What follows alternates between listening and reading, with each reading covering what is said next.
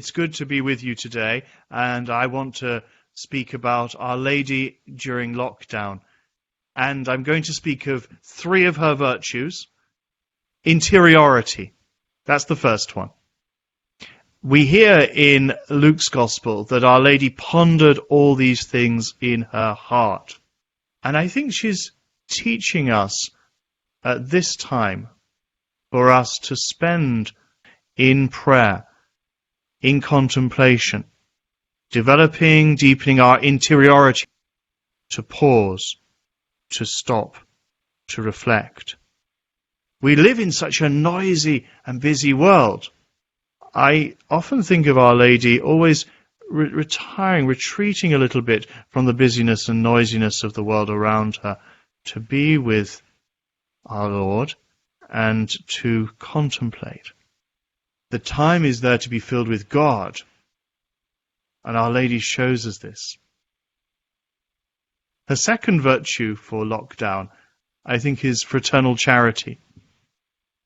We're hearing some great examples of charity these days. Nurses and doctors risking their lives.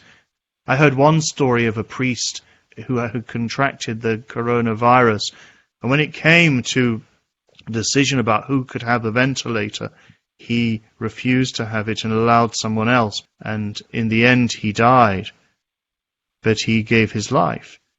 There are wonderful stories of charity during this time, but Our Lady's charity was even greater than all of those.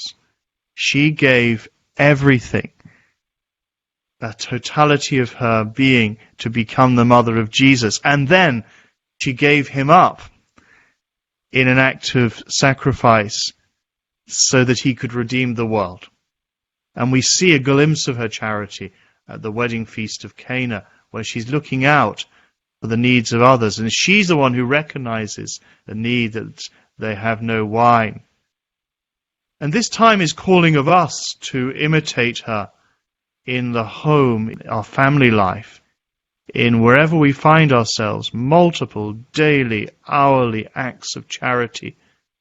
Let's infuse those actions with supernatural charity. Let's do it for the love of God and the love that He has for the others. That was the charity of Our Lady.